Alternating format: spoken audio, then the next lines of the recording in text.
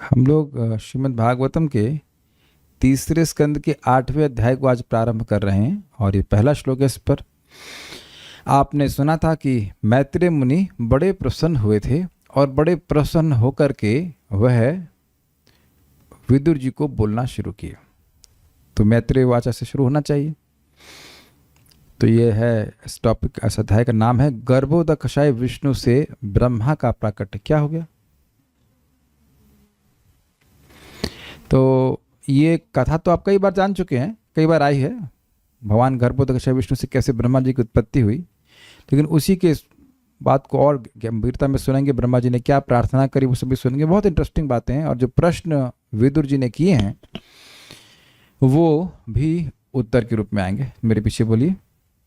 मैत्रेय उवाच मैत्रेय उवाच सत्सेवनीयो बत पूर्ववंशो यल्लोकपालो भगवत् प्रधानः सत्सेवनीयो बत पूर्ववंशो यल्लोकपालो भगवत् प्रधानः बभूविथेहाजित कीर्तिमालां पदे पदे नूतनयस्य भीक्ष्णम्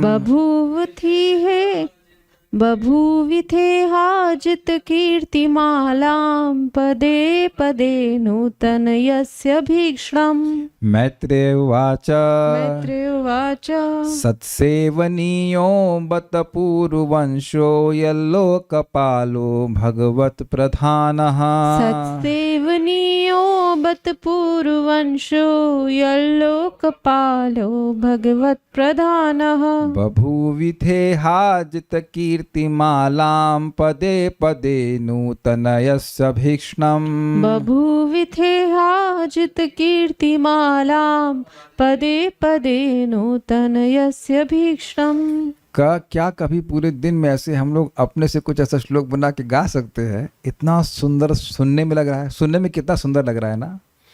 lyrics composed by Srila Vyasadev. हमने सुना लिरिक्स, फिल्म के कुछ लिरिक्स होते हैं।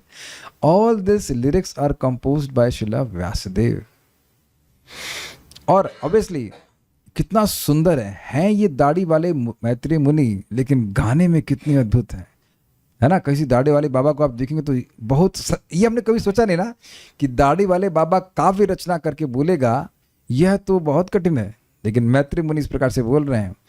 सत्सेवनीयो बत पूर्ववंशो यल्लोकपालो भगवत् प्रधानः सत्सेवनीयो बत पूर्ववंशो यल्लोकपालो भगवत् प्रधानः बभूविथेहाजित कीर्तिमालां पदे पदे नूतनयस्य भीक्ष्णम् बभूविथेहाजित कीर्तिमालां पदे पदे नूतन यस्य भीक्ष्णम्। मैत्रेय उवाच मैत्रेय उवाच सत्सेवनीयो बत पूर्ववंशो यल्लोकपालो भगवत् प्रधानः सत्सेवनीयो बत पूर्ववंशो यल्लोकपालो भगवत् प्रधानः बभूविथेहाजित कीर्तिमालां पदे पदे नूतनयस्य भीक्ष्णम् बभूविथेहाजित कीर्तिमालां पदे पदे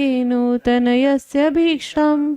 मैत्रेय उवाच मैत्रेय उवाच सत्सेवनीयो बत पूर्ववंशो यल्लोकपालो भगवत् प्रधानः सत्सेवनीयो बत पूर्ववंशो यल्लोकपालो भगवत् प्रधानः बभूविथेहाजित कीर्तिमालां पदे पदे नूतन यस्य भीक्ष्णम् बभूविथेहाजित कीर्तिमालां पदे पदे नूतनयस्य भीक्ष्णम् सत्सेवनीयो बत पूर्ववंशो यल्लोकपालो भगवत् प्रधानः सत्सेवनीयो बत पूर्ववंशो यल्लोकपालो भगवत् प्रधानः बभूविथेहाजित कीर्तिमालां पदे पदे नूतनयस्य भीक्ष्णम् बभूविथेहाजित कीर्तिमालां पदे पदे नूतन यस्य भीक्ष्णम्। सत्सेवनीयो बत पूर्ववंशो यल्लोकपालो भगवत प्रधानः। सत्सेवनीयो बत पूर्ववंशो यल्लोकपालो भगवत् प्रधानः। बभूविथेहाजित कीर्तिमालां पदे पदे नूतनयस्य भीक्षणम्। बभूविथेहाजित कीर्तिमालां पदे पदे नूतनयस्य भीक्षणम्। एक और था ना, सत्सेवनीयो बत पूर्ववंशो यल्लोकपालो भगवत प्रधानः। सत्सेवनीयो बत पूर्ववंशो यल्लोकपालो भगवत् प्रधानः। बभूविथेहाजित कीर्तिमालां पदे पदे नूतनयस्य भीक्षणम्। बभूविथेहाजित कीर्तिमालां पदे पदे नूतनयस्य भीक्षणम्। ये ट्यून हमको बहुत अच्छी लगती है, फिर से बोलते हैं। सत्सेवनीयो बत पूर्ववंशो यल्लोकपालो भगवत प्रधानः। सत्सेवनीयो बत पूर्ववंशो यल्लोकपालो भगवत् प्रधानः। बभूविथेहाजित कीर्तिमालां पदे पदे नूतनयस्य भीक्षणम्। बभूविथेहाजित कीर्तिमालां पदे पदे नूतनयस्य भीक्षणम्। साथ में फिर से बोलिए, बहुत अच्छा ट्यून है। सत्सेवनीयो बत पूर्ववंशो यल्लोकपालो भगवत प्रधानः। बभूविथेहाजित कीर्तिमालां पदे पदे नूतनयस्य भीक्षणम्। बहुत अच्छा श्लोक है। महामुनि मैत्री ने विदुर से कहा, राजा पुरु का राजवंश शुद्ध भक्तों की सेवा करने के लिए योग्य है,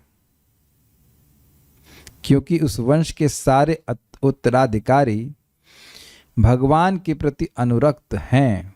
अगर आप लोगों को यादोजात जरूर होगा, सेवा वैकुंठ वर्तमसु दुरापो ही अल्प तपसः सेवा वैकुंठ वर्तमसु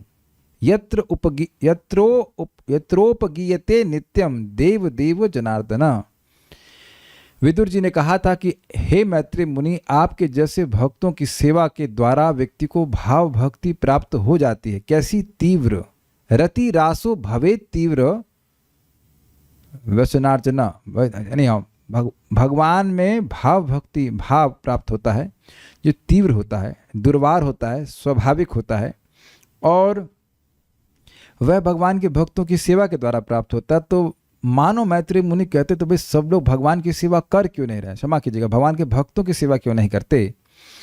तो कह रहे हैं दुरापा ही अल्प तपस्या सेवा वैकुंठ वर्तमसु। जिन लोगों की तपस्या अत्यल्प है वह भक्तों की सेवा का लाभ प्राप्त नहीं कर पाते हैं। अब यहाँ क्या लिखा हुआ है? राजा पुरु का राजवंश कुरुवंश शुद्ध भक्तों की सेवा करने के लिए योग्य है, क्योंकि उस वंश के सारे उत्तराधिकारी भगवान के प्रति अनुरक्त हैं। मतलब उनको ऐसा सौभाग्य मिलता ही रहा है कि वह सेवा वैकुंठ वर्तमसु, जो भगवान के शुद्ध भक्त हैं उनकी वह सेवा करते रहें। चाचा पांडु के पिताजी हैं Vyasadev. Is it not astonishing? भगवान के अवतार आपके पिताजी हैं। What a lineage. और मान लो अर्जुन से कहें कि आपके चाचा का नाम बताओ, क्या बोलेंगे? चाचा का नाम, चाचा, नॉट ताऊ, विदुर जी। और वो कौन है? प्रसिद्ध है कि भगवान के पार्षद है। Is it not astonishing?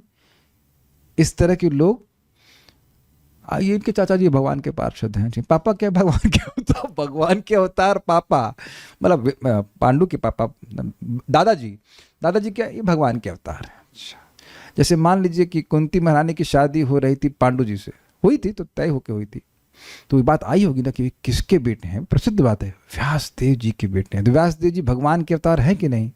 बताइए, किसी की लड़की की शादी हो रही, उसके ससुर जो है वो भगवान के अवतार हो। Too much. आप लोग कभी विचार किए इस तरह से? तो लीनेज देखिए, जबरदस्त है। शांतनु इतने अद्भुत जिनसे गंगा जी शादी है। Ganga ji, yes, is it not? Yes, Ganga ji के पति हैं। Is it not astonishing? Shantanu ससुर हुए ना कुंती के, वो शांतनु भी तो ससुर हुए एक तरह से ना। शांतनु से विचित्र वीर आदि आए, करेक्ट। शांतनु के ही तो पुत्र है भीष्म ना, तो भीष्म की पुत्र वधु हुई कुंती। तो सोचिए, शांतनु गंगा जी के पति हैं। लीनियज देखिए साहब आप, क्या लीनियज है। और वह भी ऐसा वर देने का सामर्थ्य था अपने बेटे भीष्म को दिए कि जब तक आपकी इच्छा नहीं होगी तब तक मरेंगे नहीं। Amazing, these are all pure devotees. ऐसा मैंने सुना है, शांतनु का मतलब है जिनका तनु, जिनका शरीर दूसरों को शांति प्रदान करने वाला था, इसलिए इनको शांतनु कहते हैं। शांतनु बातें हैं।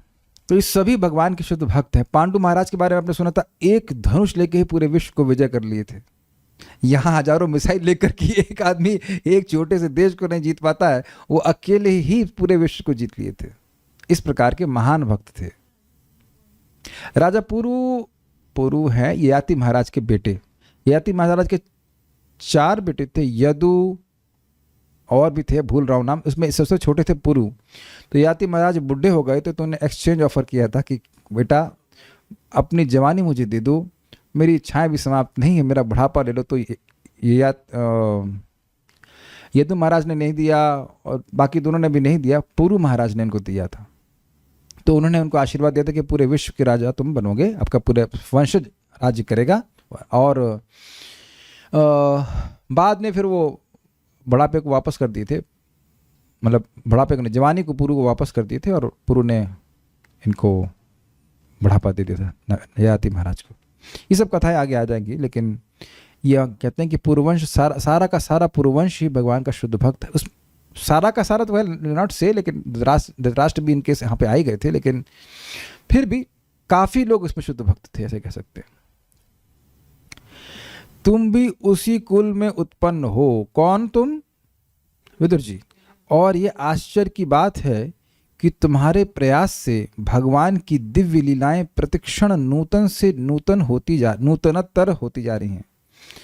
अब देखिए, बात समझिए, विदुर जी है महाभागवत, वह कोई न्यू डिवोटी प्रोग्राम में नहीं है। एनडीपी कहते हैं इसको में, न्यू डिवोटी प्रोग्राम। जो वो प्रश्न कर रहे हैं, ऐसा नहीं कि उन प्रश्नों के उत्तर उनको पता ना हो।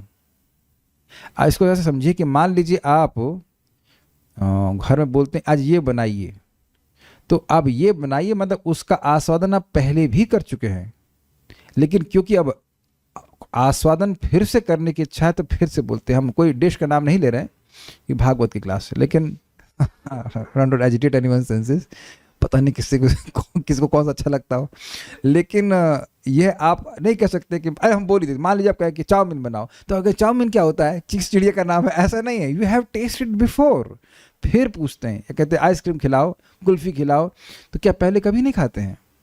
लेकिन आप सामने वाले का जब आग्रह होता है तो बनाने वाले को भी आग्रह होता है। एक बहुत ग्रॉस वे में बता रहे हैं, इस तरह से रहता है। अब भक्तों को कथा पता होती है, लेकिन मतलब हमेशा तो नहीं, लेकिन बहुत जगह कथा पता भी हो, लेकिन उस कथा को सुनने से उनको सुख मिलता है, तो उनका जो आग्रह है वह वक्ता को उत्साहित कर देता है। आपको ऐसे देखे, घड़ी तो मेरा पहनता नहीं, घड़ी देख रहा है, 7:15 हो गया, 5 मिनट बाकी, काउंटडाउन टाइमर लगा करके वो है कथा सुन रहा है। तो ऐसे में आप कथा नहीं कह सकते हैं। प्रभुपाद जी कहते हैं कि I am not speaking new things every day but still you come, this shows रुचि। मैं कहा से कुछ चीजें समझ रहे होंगे। रुचि का मतलब बहुत सारी चीजें हैं जो आप रोज भी खाते होंगे फिर भी अच्छा लगता है, राइस चपाती लाइक दैट। तो यद्यपि आप रोज खाते हो लेकिन रुचि है तो इसलिए अच्छा लगता है। तो यहाँ कह रहे हैं कि आपका ये जो आग्रह है, जितनी आग्रह से आप पूछ रहे हैं, जैसे कि आप लोगों ने विदुर जी के प्रश्न सुन करके यही लगता होगा कि इनको तो पता ही नहीं है, और कितना इनका आग्रह, जो नहीं पूछा है वह भी बताइए, जो पूछा है वो सब बताइए। ऐसे करके उनका जो आग्रह था, स्पेशली हरि लीला को सुनने का, उससे जो कथा है वह नवीन लग रही, जैसे मानो पहली बार बोल रहे हों। और प्रभुपाद समझाते हैं इसको कि जो शुद्ध भक्त है वह कथा सुनते हैं तो उनको अनुभव भी ऐसा ही होता है कि मानो वह पहली बार सुन रहे हैं। और एक और अद्भुत बात है, उत्तरोत्तर उनको और सुख बढ़ता जाता है, वो और उसमें अधिक सुख का अनुभव करते हैं। अब ये तो देखिए, इसीलिए ये जो लोग हैं, मतलब जैसे परीक्षित महाराज हैं, अभी 7 दिन 7 रात नॉन स्टॉप कैसे सुन सकते हैं? क्योंकि इनका सुख कथा के द्वारा उत्तरोत्तर बढ़ता जा रहा है, ये बात है। We can not imitate it, लेकिन ये है।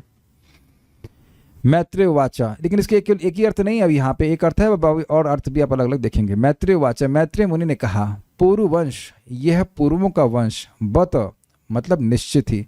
बहुत सारी बातें हैं, बत का मतलब आश्चर्य भी है, बत का मतलब हर्ष भी है, और बत का यहाँ पे आशय निश्चित भी है। निश्चित ही सत सेवनीय, भक्तों की सेवा प्राप्ति के योग्य है। देखिए, अभी तक आपने अर्थ क्या समझा था कि भक्तों की सेवा के योग्य है, बिल्कुल सही है। और रिवर्स कर दीजिए, शुद्ध भक्तों की सेवा प्राप्ति के योग्य है।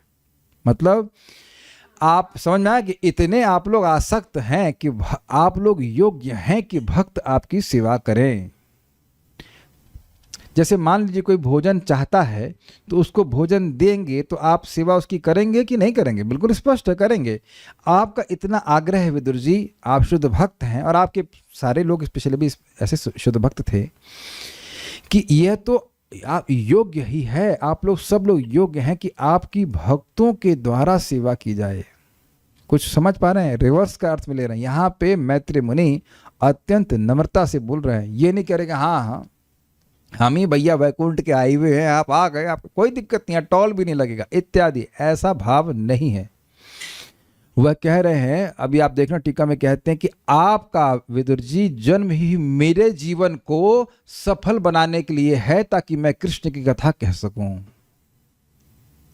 ये मैं आपका जीवन सफल नहीं बना रहा हूं, आप यहां आ गए ताकि मेरा आप आए यहां नहीं आ गए, आपका अवतरण इस जगत में है। आप तो यमराज, आपका अवतरण इस जगत में हुआ ताकि मेरा जीवन सफल हो जाए कृष्ण कथा को बोलने के द्वारा।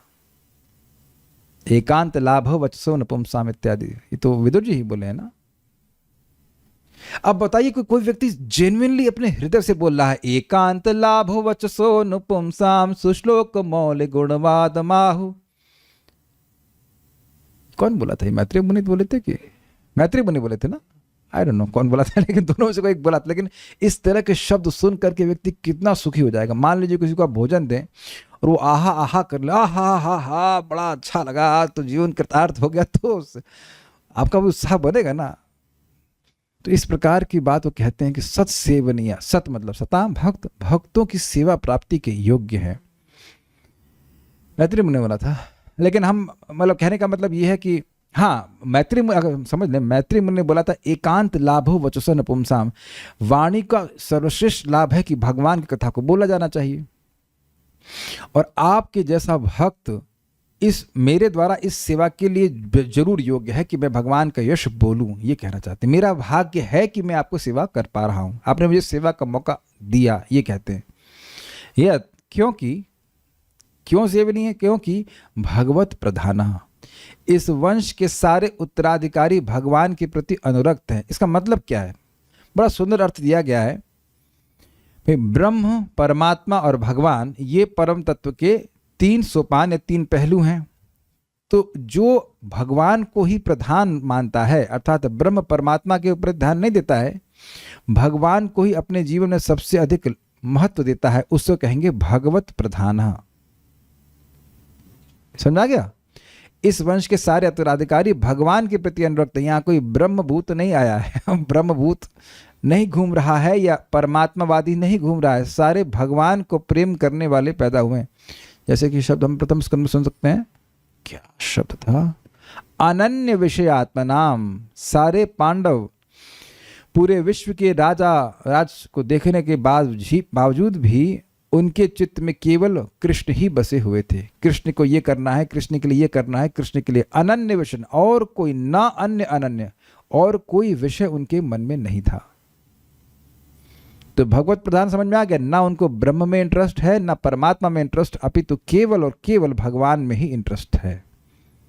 यह और इसी वंश में लोकपाल, लोकपाल मतलब देवता, तो लोकपाल का क्या अर्थ होगा, आप धर्मराज भी बभूविथ, जन्म लिए हैं और जन्म लेकर अभीक्षणम, अभीक्षणम मतलब होता निरंतर, प्रतिक्षण, पदे पदे, पद पद पर, अजित कीर्ति मालाम, भगवान हरि की लीला कथा रूपी माला को नूतनयसी, नित्य नवीन अर्थात आस्वादन योग्य कर रहे हैं। मतलब आपका ये जो आग्रह है, निरंतर कथा को सुनने का आग्रह है, वह कथा को नवीन कर रहा है। एक बार गौरवपुर का प्रवचन सुन रहा था, तो बोल रहे थे कि परम पूज्य राधानाथ महाराज प्राय 3 घंटा 4 घंटा क्लास देते हैं। तो मान लो अब 3 घंटा हो गया, 2 घंटा हो गया, तो महाराज कहते हैं कि शुड आई कंटिन्यू, तो भक्त लोग बोलते हैं हरि बोल, तो लोग शुरू कर देते हैं। तो वही सोच करके एक ब्रह्मचारी भी क्लास दे रहे थे, तो कुछ कथा थोड़ी लंबी हो गई, तो बोले शुड आई कंटिन्यू, तो भक्त कहे no you should stop, you need to have prasad. तो कह रहे कि महाराज संग चलता है, सबके संग नहीं चलेगा। अब तो पॉइंट क्या है, पॉइंट ये है कि भाई अब भूख लग रही है, सब कुछ परेशानी हो रही, तो अब व्यक्ति की कथा से थोड़ा सा, मतलब कथा अच्छी है, जीवन का परम लाभ है इत्यादि, लेकिन अभी थोड़ा पेट पे भूख लग रही है, प्रसाद के बाद या कल, हाँ मतलब अब और नहीं बस। लेकिन आप बताइए, क्या कभी आपने प्रजल्प किया है? ओह, प्रजल्प नहीं समझते आप लोग? और ये लोग नहीं समझते भाई। तो अब आप देखेंगे कि दोनों तरफ से बात करने की रुचि है, तो एक ही बतिया सारी रतिया। और सामने वाला व्यक्ति आग्रह हो रहा है, तो अरे मैं साड़ी गल सुनो, साड़ी गल सुनो, तो सामने वाले का आग्रह ही नहीं है, तो व्यक्ति आप गल कैसे नहीं, गल दसो बोलते, कैसे गल को दसेगा? आप मेरी बात समझने का प्रयास में उदाहरण दे रहे हैं, सामने वाले का आग्रह ही नहीं है तो नहीं बोलता है। आप लोग से हुआ अनुभव कि भाई आप किसी कुछ बोलना शुरू किए और he is not absolutely interested, तो आप भी नहीं बोल पाएंगे कुछ। आप लोग से हो ही रहा होगा, सामने आके कुछ व्यक्ति बात करता है अपने व्हाटएवर परिवार वालों के बारे में कुछ बात करेगा, तो अपने चेहरे पे अपना वही चेहरा दिखा देंगे, कहेंगे यार तुम अपना मैनूस चेहरा मत दिखाओ, तुमसे तुम कोई बात करने लायक नहीं है। ऐसे बोलते होंगे शायद आप लोगों को, ऐसे कभी बोल देते होंगे, तुम लोग कोई इंटरेस्ट ही नहीं दिखाते हो। So that's how any conversation will continue. भगवान की बात भक्तों को अच्छी लगती है और उस अच्छे लगने के द्वारा वह कथा को नवीन बनाते हैं। इसलिए एक बात हम, क्या नाम है उनका, नाम भूल रहा हूं मैं, ऑस्ट्रेलिया में रहते हैं, परम पूज्य राधा गोविंद महाराज के शिष्य हैं, बहुत प्रसिद्ध कथा, अरे क्या नाम है उनका, नाम याद नहीं आ रहा है। तो कह रहे थे कि कथा जो है वो श्रोता की वजह से होती है, अगर श्रोता का उत्साह ना हो तो कथा हो ही नहीं सकती है। और प्रसिद्ध कथा बोलते हैं, नाम भूल रहा हूँ मैं, एनीवेज, हाँ ना ना ना ना ना, इज वेरी यंग, अभी एकदम से नाम याद नहीं आ रहा। एनीवेज, अमरेंद्र प्रभु, यस। तो अमरेंद्र प्रभु श्रोताओं का धन्यवाद कर रहे थे कि आप लोगों का इतना उत्साह है, इसलिए कथा कह रहे हैं।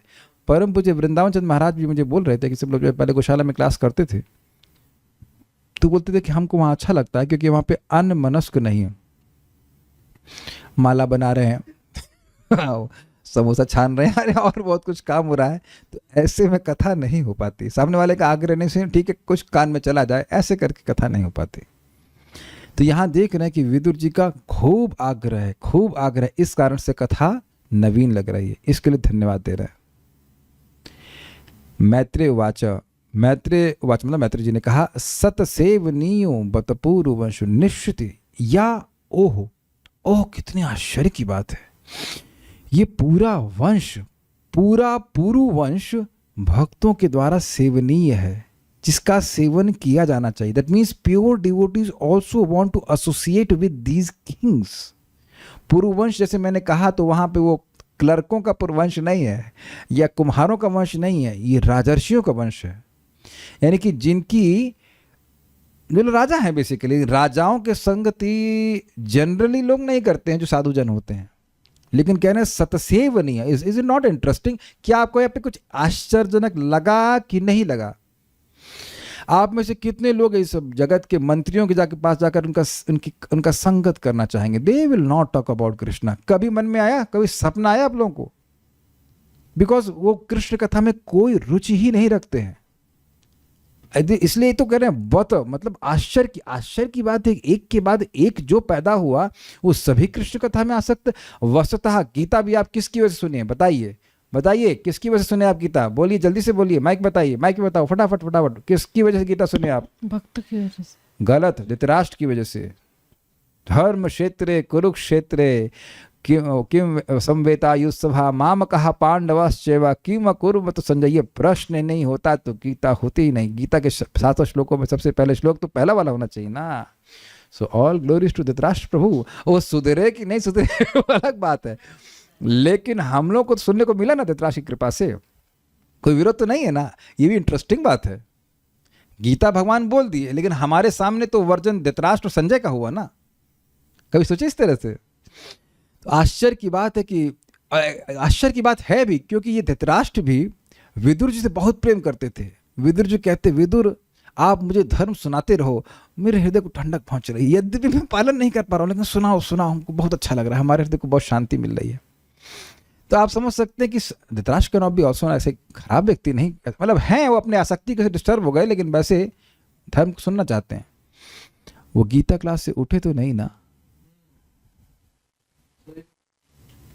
सोए भी नहीं, लेकिन उठे भी नहीं।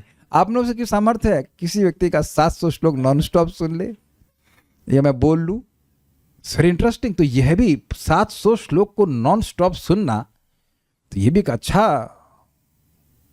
बात है ना, काफी इंटरेस्टिंग गुण है। और वहां तो ब्रह्म की ही बात हो रही है, ब्रह्म ज्ञान की बात हो रही है। तो इसलिए सभी को मानना पड़ेगा, सभी शुद्ध भक्त। सतसेवनीयो भतपूर्व वंशी, अर्थात शुद्ध भक्तों के द्वारा कितनी आश्चर्य की बात है कि आपका पूरा पूर्व वंश ही सेवनीय है। और क्यों? उसमें कहते हैं क्योंकि लोकपाल भगवत प्रधाना। लोकपाल मतलब धर्मराज रूप आप यहाँ पे पैदा हुए हैं। और 2 अर्थ है। भगवत प्रधान का एक और अर्थ भी आ जाएगा कि भाई आपके यहाँ सभी लोग भगवान के अनुरक्त हुए हैं, और दूसरा आप भक्तों में प्रधान यहाँ पे उत्पन्न हुए हैं। विदुर जी है ना महाभागवत, आप इसमें प्रकट हुए। As a matter of fact Bhagavatam में जिन 12 महाजनों का वर्णन है, उसमें 2 तो इसी परिवार में, कौन? भीष्मदेव, और यमराज के रूप में, विदुर के रूप में यमराज। और बाकी युधिष्ठिर महाराज तो कह रहे हैं, फिर युधिष्ठिर महाराज के रूप में धर्मराज।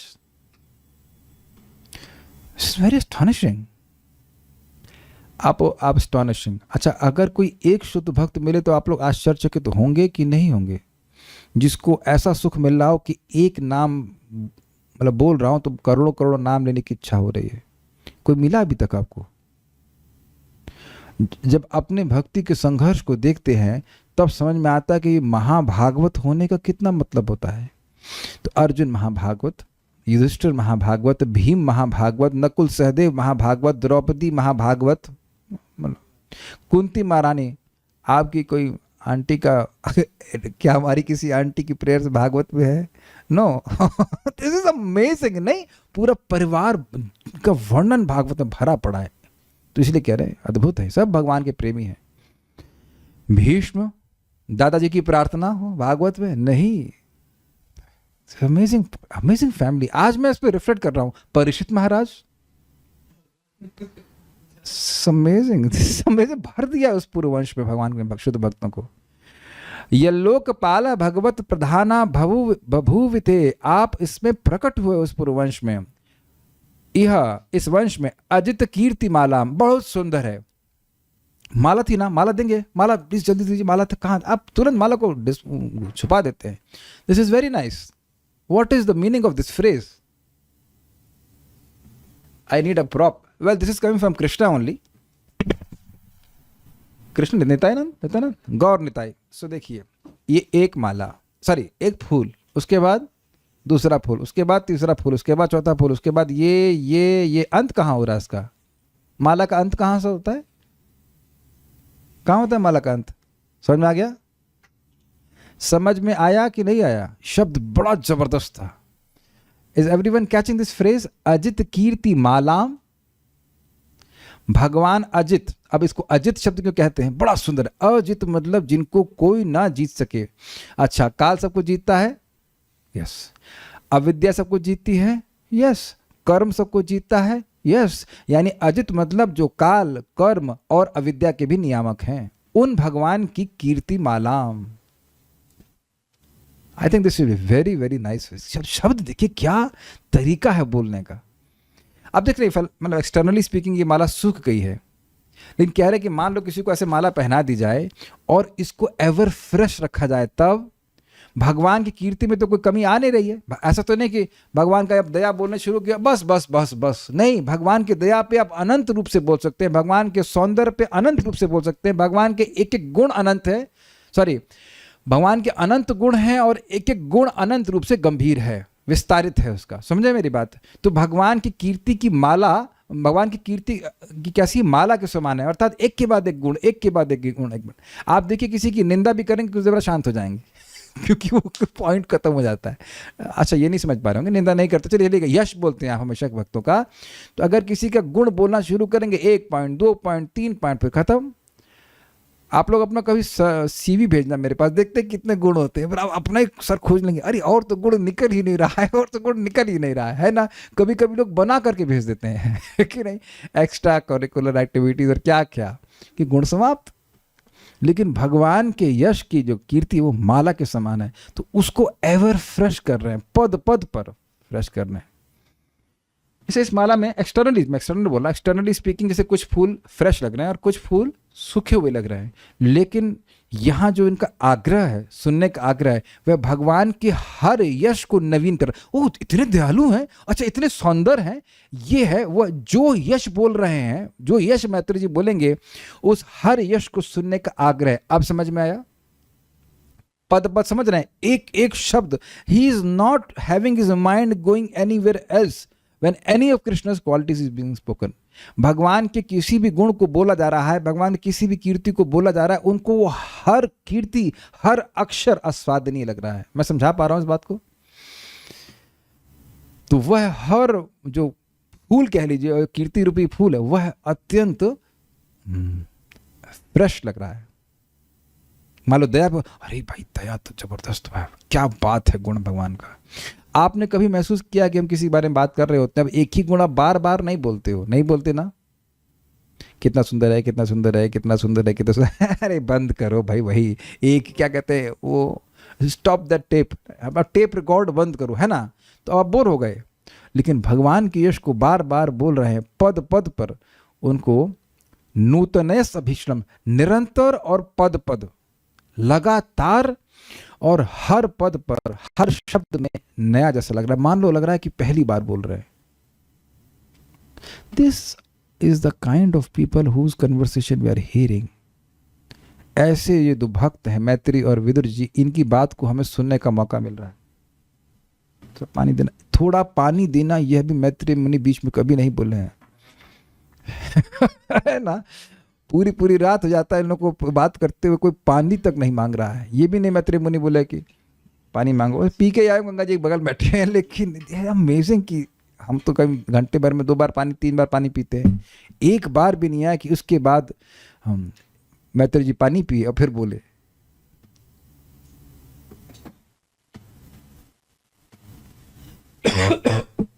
इस कथा से, उन लोग की आसान भाव कथा से तो भूख और क्षुधा तक शांत हो, एक ही बात हो गया, भूख और प्यास तक शांत हो जाती है। नहीं तो परीक्षित महाराज कैसे करते। श्रीधरी, इस 8वें अध्याय में जलशाही भगवान के नाभि कमल से उत्पन्न ब्रह्मा जी श्री भगवान को नहीं जानने के कारण जल में अकेले डरने लगे।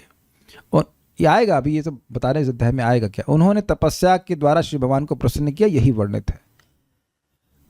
देखिए बात यह है कि पद्मकल्प की कथा कहूँगा, ये वचन दिया था शुकदेव गोस्वामी में दूसरे स्कंद के अध्याय के आखिरी अध्याय के 10वें अध्याय के आखिरी सेक्शन में। तो उस बीच में बहुत सारी बातें आ गई, तो अब उसी पद्मकल्प की कथा यहाँ पे शुरू कर रहे हैं। इस श्लोक में श्रोता विदुर जी की प्रशंसा मैत्रेय महर्षि करते हैं। वे बतलाते हैं कि चूंकि इस पुरुवंश में आप जन्म लिए हैं, आप भगवत भक्तों में प्रधान लोकपाल यमराज हैं और आप निरंतर श्री भगवान की कीर्ति को पद पद पर नवीन बना रहे हैं।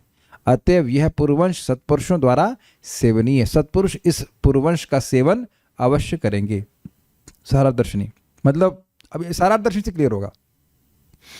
अष्टम अध्याय में वर्णन है कि किस प्रकार ब्रह्मा जी भगवान विष्णु के नाभि कमल द्वारा उद्भूत हुए, प्रकट हुए, एवं तत्पश्चात अपने स्रोत का अन्वेषण त्याग कर समाधि स्थित होकर भगवान का दर्शन किया। जानते हैं कि ब्रह्मा जी प्रकट हुए, फिर वह सोचे कि मैं कहाँ से प्रकट हुआ, पापा का नाम कहने, पापा भी हैं कि नहीं पता नहीं, कहाँ से आया मैं, मेरे उद्देश्य क्या है, तो वह नहीं समझ पाए और अब नाभि कमल में नीचे जाते हैं, फिर ऊपर जाते हैं, नीचे जाते हैं, ऊपर जाते हैं, नहीं मिलते। फिर वह विचार करने लगते हैं। उन्हें क्या सुनाई पड़ता है? तप तप, और फिर तपस्या करते भगवान का दर्शन प्राप्त करते। ये दूसरे स्कंद में हमने सुना था, उसी को थोड़ा और तरह से बताया जाएगा। हे विदुर जी, आपने ये कहा है कि अर्थाभावं विनिश्चित्य प्रतीतस्यापि नात्मनः ताम चापि युष्मच्चरणा सेवया हम पराणुदे। किंतु हे महोदय, मैं आपका कृतज्ञ हूँ क्योंकि अब मैं समझ सकता हूँ कि यह भौतिक जगत सार रहित है। यद्यपि यह वास्तविक प्रतीत होता है, मुझे पूर्ण विश्वास है कि आपके चरणों की सेवा करने से मेरे लिए इस मिथ्या विचार को त्याग सकना संभव हो सकेगा। श्रीमद् भागवत 3:7-18। यह क्यों कहते हैं? इस श्लोक यहाँ क्यों बोला? ये याद दिला रहे हैं कि आप सब लोगों को बात याद ही होगी। ये बात पिछले अध्याय में आई थी कि विदुर ने पूछा था जीव को माया कैसे पकड़ लेती है इत्यादि। तो उन्होंने कहा था कि एक भ्रांति है, जैसे कोई व्यक्ति सोचे कि मेरा सिर काटा जा रहा है, तो इस स्वप्न में सिर काटा जा रहा कैसे देख सकता है अगर उसका सिर कट गया है तो, ठीक है ना। तो उन्होंने कहा कि यद्यपि यह मैं समझ गया हूं कि इस जगत में कोई दम नहीं है, ये निश्चित कर लिया है मैंने, मतलब बुद्धि के द्वारा मैंने निर्णय कर लिया है, लेकिन फिर भी मुझे ऐसी प्रतीति हो रही है कि इस जगत में कुछ है, मतलब कुछ हमारे काम का है। Everyone can relate with it kind of to certain extent.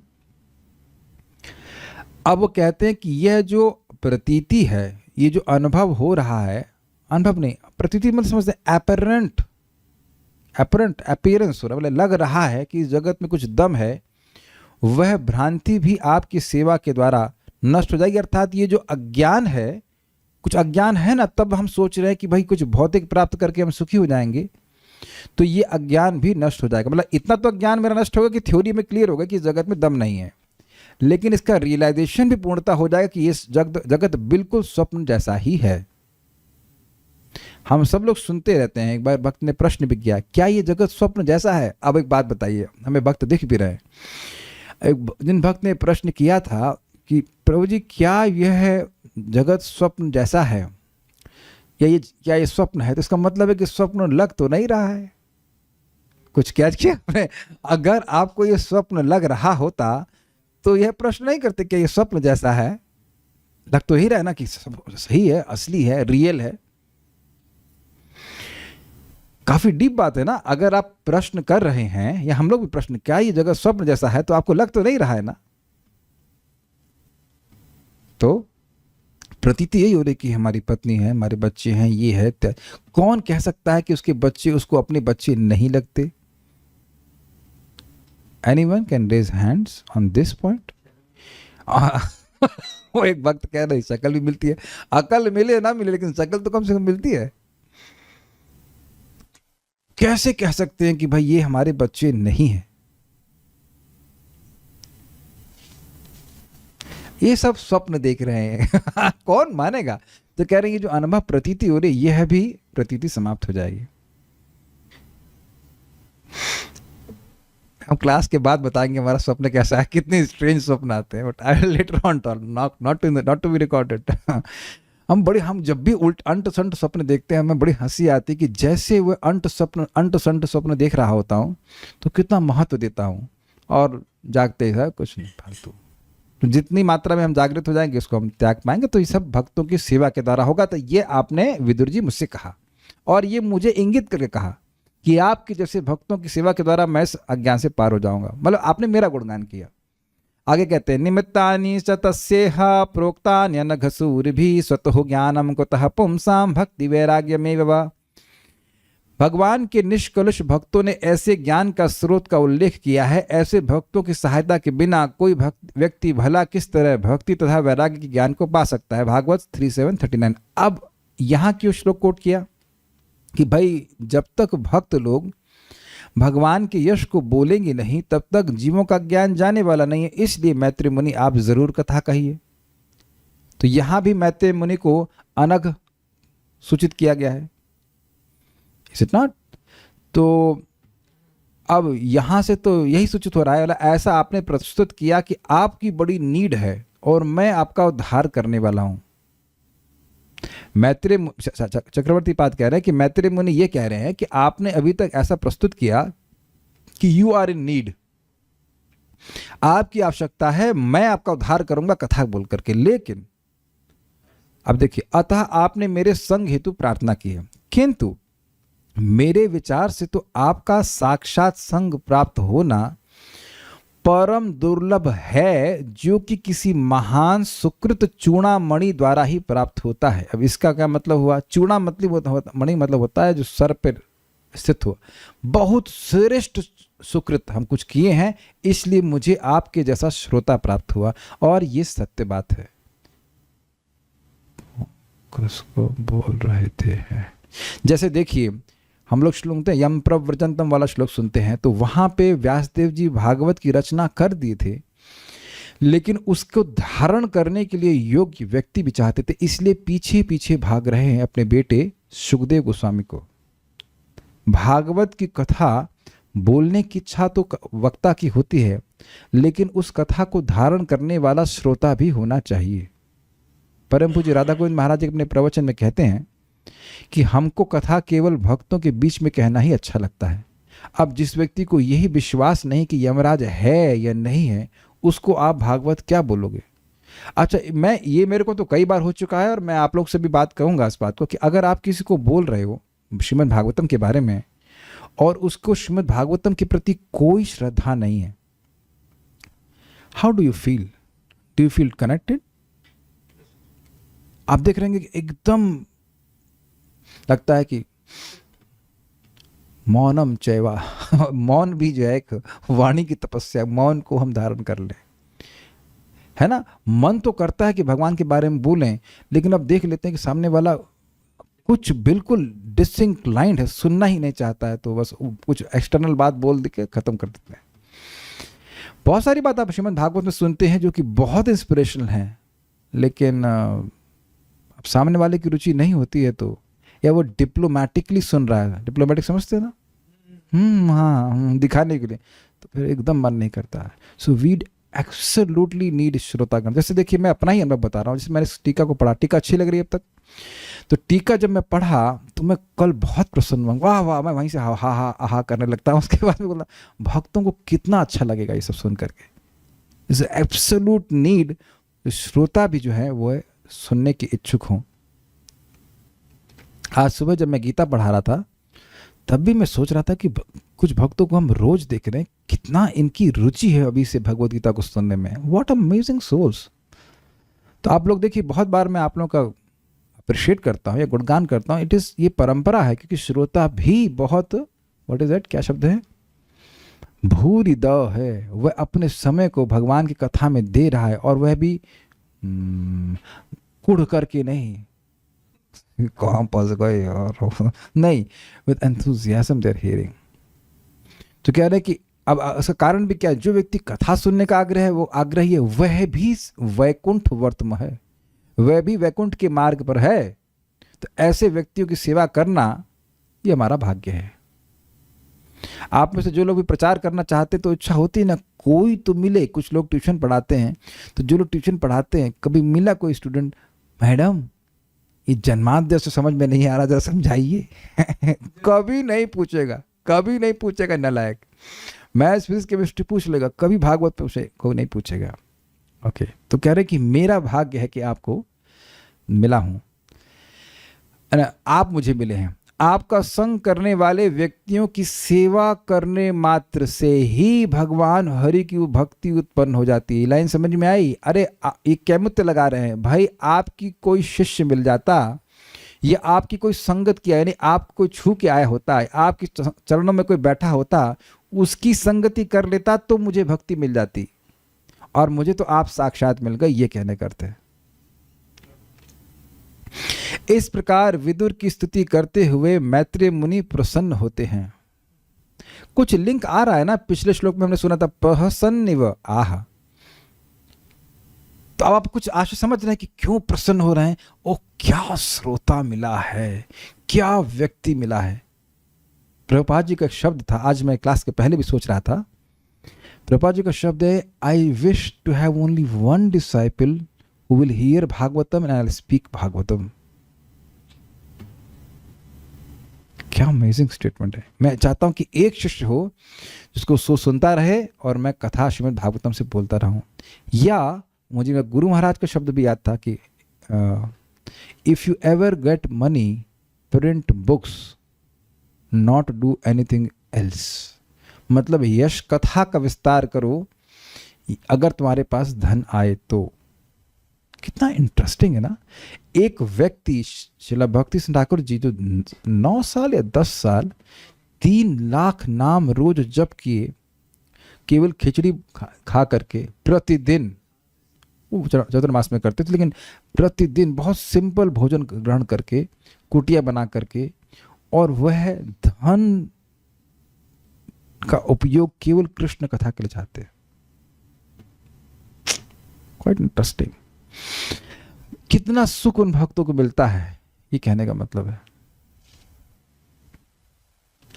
बत अर्थात ओह मतलब आश्चर्य। इस उद्गार द्वारा वे कहते हैं कि विदुर ने मैत्रेय को भगवत कथा कीर्तन का अवसर प्रदान करने के द्वारा बचाने हेतु ही यह जन्म स्वीकार किया। समझे? ओ, ये विदुर जी का उद्धार मैत्रेय नहीं कर रहे हैं। बत मतलब ओह, ओह कितने आश्चर्य की बात है, मेरा कैसा सौभाग्य है कि आपने इस जगत में जन्म ही लिया ताकि मेरा उद्धार हो जाए कथा कह करके। काफी अमेजिंग चल रहा है। हम आज तक ये सुनते आए कि भाई गुरु कृष्ण प्रसाद पाए भक्ति लता बीज, तो है ना, भगवान की कृपा से, गुरु की कृपा से भक्ति लता बीज मिलता है। लेकिन उल्टा यहाँ गुरु शिष्य को ही बोल रहा है कि हमारा उद्धार करने के लिए आप अवतरित हुए। This is amazing humility of devotees. यह पूर्ववंश जिसमें आप प्रकट हुए हो वह भक्तों की सेवा के योग्य हो गया है। आपका स्वभाव क्या है? भिन्न भिन्न मनोभावों के अनुसार आराधित होने वाले ब्रह्म, परमात्मा एवं भगवान, इन तीनों स्वरूप के मध्य आपने भगवत प्रधान अर्थात भगवान को ही मुख्य उपास्य वस्तु बनाया है। समझ में आ गया? ये 3 तत्व है। वदन्ति तत्तत्त्वविदस् तत्त्वं यज्ञानमद्वयं ब्रह्मेति परमात्मेति भगवान इति शब्दते। जीवस्य तत्व जिज्ञासा न अर्थ यह कर्मसु। इस जगत में तत्व जिज्ञासा के अलावा और कोई कार्य नहीं होना चाहिए। तो वह तत्व क्या है? वो तत्व है ब्रह्म, परमात्मा और भगवान। ये प्रथम स्कंद के 2 अध्याय में सुनते हैं। तो इसमें जो लोग भगवान की उपासना करने वाले हैं वह सर्वश्रेष्ठ हैं। लेकिन यहाँ पे ये केवल ये और श्रेष्ठ है कि भगवान की ही उपासना करते हैं, ये ब्रह्म परमात्मा के चक्कर में पड़ते ही नहीं। ये कहते हैं मतलब सर्वश्रेष्ठ भक्त हैं, ये कहने का अर्थ है। भगवान के उपासकों के मध्य अर्थात जो भगवान के उपासक हैं, बहुत से भगवान के उपासक हैं जो ब्रह्म परमात्मा का तरफ ध्यान नहीं देते हैं, भगवान की तरफ है, लेकिन उसमें भी आप अभिक्षणम, अभिक्षणम मतलब होता है निरंतर अर्थात प्रतिक्षण, प्रत्येक कथन में लगातार, पदे पदे अर्थात प्रत्येक अवसर में, जो अवसर मिल जाए उसमें, प्रत्येक वाक्य में, प्रत्येक श्लोक में, प्रत्येक प्रकरण में भगवत कीर्ति माला को नित्य नवीन बताते हैं। प्रकरण का मतलब होता है कि भाई इस समय भी पद्मकल्प का प्रकरण चल रहा है, टॉपिक अंडर डिस्कशन, तो उसमें आप भगवान की कीर्ति को ही नवीन बना रहे हैं। कैसे बना रहे हैं जरा देखिए, देखिएगा लैंग्वेज देखिएगा। आप भगवत कीर्ति रूपी इस माला को अपनी रुचि के सूत्र द्वारा ही पिरोते हैं। समझ में आया आपको? ये माला है, माला में फूल गुथे हुए हैं, लेकिन बिना धागे के कैसे गुथेंगे? तो कह रहे हैं ये जो फूल हैं ये किस पे गुथे हुए हैं? आपकी रुचि रूपी सूत्र पे पिरोए हुए हैं आपने। भाषा देखिए कितनी सुंदर है। और इस माला को गाढ़ आकर्षण युक्त अपने कर्ण एवं मन रूपी संपुट अर्थात डिब्बे में रखकर आप इसे नित्य नवीन बनाते हैं। मतलब इसका क्या मतलब है? लैंग्वेज समझे भाई साहब, जबरदस्त।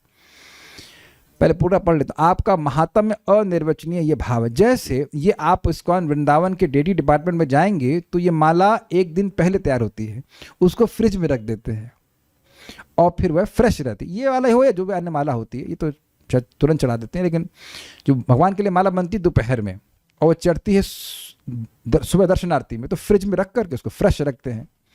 तो उसी तरह समझिए कि ये जो कथा है वह उनके मन रूपी संपूर्ण डिब्बे में भर गई और वह मन में उसका आस्वादन कर रहे हैं। ओ हो, कितनी अच्छी बात है।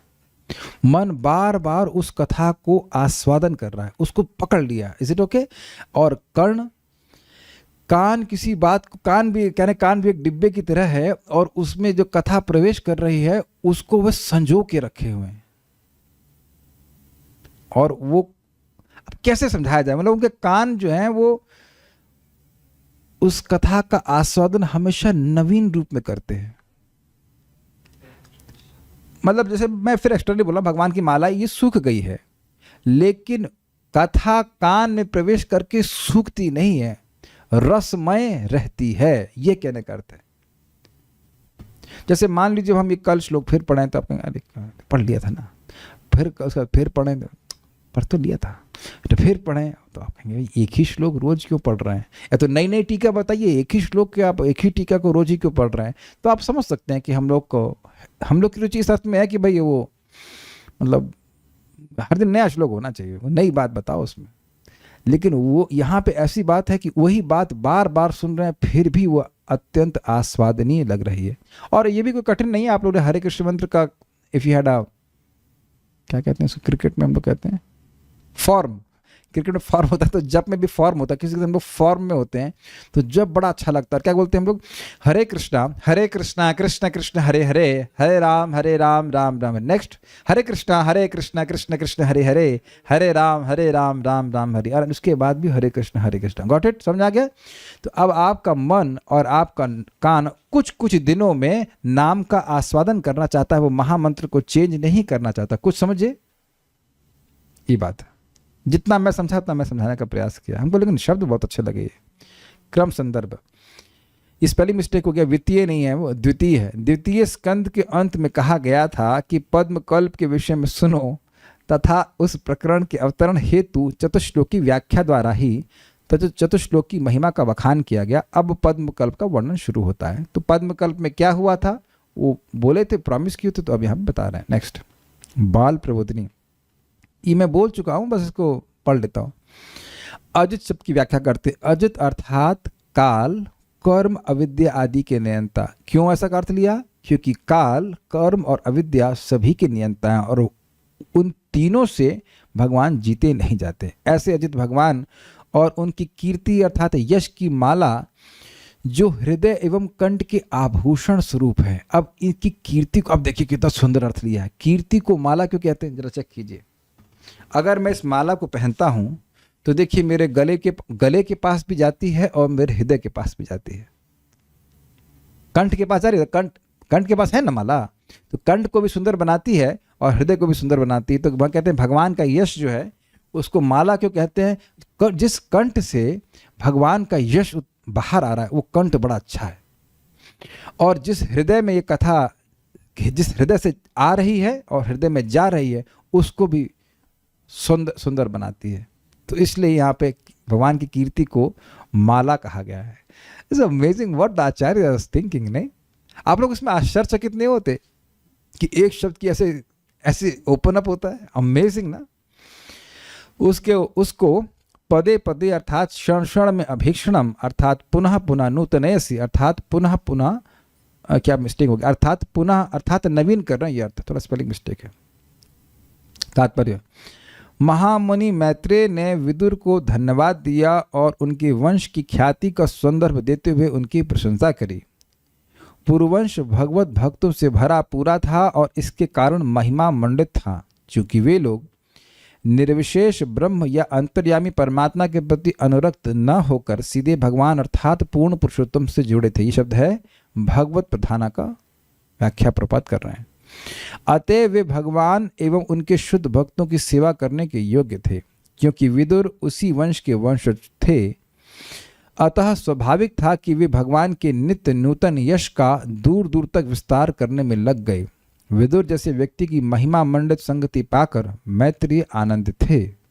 उन्होंने विदुर की संगति को अतीव वांछनीय माना, क्योंकि ऐसी संगति से मनुष्य की भक्ति में सेवा की सुसुप्त प्रवृत्तियां त्वरा युक्त हो जाती हैं। इसका क्या मतलब है? इंग्लिश जरा सर्च कर सकते हैं, प्रभुपाद ने बहुत अच्छा शब्द इस्तेमाल किया होगा इसके लिए।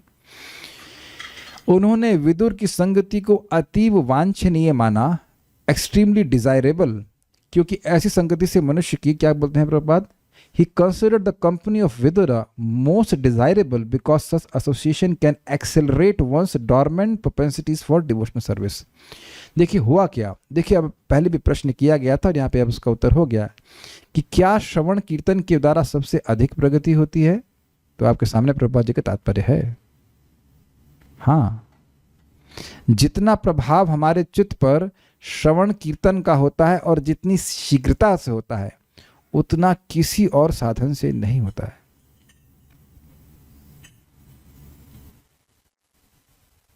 मुझे ओके, तो जिन प्रश्नकर्ता को बात समझ में आ गई। और हाँ, जिस प्रश्नकर्ता ने प्रश्न किया है, अब प्लीज बुरा नहीं मानना, मैं खाली आपकी एक बात को, आप ही की बात को समझाने के लिए आपको समझा रहा हूं। इन भक्त को थोड़ा सा क्रोध अधिक आता है। क्रोध कब आता है? जब कोई कुछ बोल देता है ना डियर डिवोटी? आप में से लोगों को क्रोध मेरे ख्याल से सबसे जल्दी तब आता है जब कुछ बोल देता है कोई। ऐसा तो नहीं कि आप जब कर रहे हरे के दांत पीसना शुरू कर देंगे, तो आप समझ लीजिए कि और कोई कुछ गलती करता तो कुछ आ सकता है क्रोध, लेकिन कोई बोल देता है तो इररेसिस्टिबल क्रोध आता है। अग्रीड?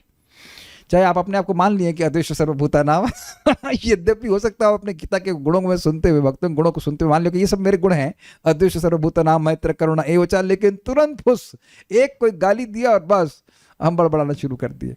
तो अब आप ये देख सकते हैं कि भौतिक रूप से भी शब्द का तुरंत प्रभाव हमारे चित्त पे होता है। आप देखो कि अगर मैं कहूं कि भोजन का प्रभाव चित्त पे होता है, तो आप में से बहुत लोग हाँ बोलेंगे, बाद में रेस्टोरेंट में जब खाएंगे तो कहेंगे नहीं ऐसा कुछ नहीं होता। हो सकता है कुछ लोग खाते हो, अरे क्या कुछ नहीं होता है, हम खा लेते, कुछ फर्क नहीं पड़ा। तो शुरुआत में ऐसा अनुभव नहीं होता है, लेकिन शब्द का प्रभाव हमारे चित्त पर तुरंत होता है। और हम बार बार कह रहे हैं कि चित्त का निर्माण करना ही हमारी भक्ति का मुख्य उद्देश्य। चेतो दर्पण मार्जनम। तो होता क्या है कि जब हम भगवान के भक्तों की संगत में आकर भगवान की बात को सुनते हैं, तो हमारी जो सुप्त प्रवृत्ति है कृष्ण के प्रेम की, कृष्ण की सेवा की, वह जागृत हो जाती है। मैं इस बात को बोल के रुकूंगा। इस्कॉन में काफी चर्चा हो रही है we should put Prabhupada in centre, और ये बिल्कुल सही है। गुरु मुखा पद्म वाक्य चितिते कोरिया का। लेकिन ये क्या आपने जीवन में हम यह होता हुआ नहीं देख रहे कि श्रील प्रभुपाद जी के ग्रंथों को पढ़ करके स्वाभाविक रूप से अपने जीवन को हम प्रभुपाद जी के आज्ञा इच्छा के अनुसार ढालने के लिए प्रवृत्त हो जाते हैं? या मेरी बात से आप सहमत हैं? बहुत से लोगों तो प्रभुपाद के बारे में नहीं भी पता होगा, लेकिन आप ग्रंथों को पढ़ रहे हैं तो वो जो बात कह रहे हैं वह हमको अपने जीवन में उतारने की प्रेरणा मिलने लगती है। Basically bye hearing with change, bye hearing with change. एक आपको मैं अनुभव बताना अनुभव नहीं कहूँगा मैं, I don't know what I should say, लेकिन शुरुआत में लगता है कि हम भक्ति कर रहे हैं लेकिन भक्त नहीं हैं। लेकिन धीरे धीरे भक्ति करते हुए आप अपने हृदय में भक्त होने की अनुभूति भी करने लगते हैं। That you will experience that we are slowly becoming attached to Krishna. Krishna बहुत अच्छे हैं, कृष्ण कथा बहुत अच्छी है, मुझे भक्ति करनी ही है। केवल भक्ति का अभ्यास नहीं कर रहे हैं, वास्तविक रूप से भक्त बनते जा रहे हैं। यह भी धीरे धीरे अनुभव होने लगेगा। मैं समझा पा रहा हूं कि नहीं मुझे नहीं पता, लेकिन I hope sometimes some people can understand this what I'm trying to say. क्योंकि वास्तविक रूप से हम सब लोग भक्त ही हैं। जैसे जैसे आवरण हटता चला जाएगा गंदगी का, वो प्रकाशित होता जाएगा। So thank you all, thank you so much for joining.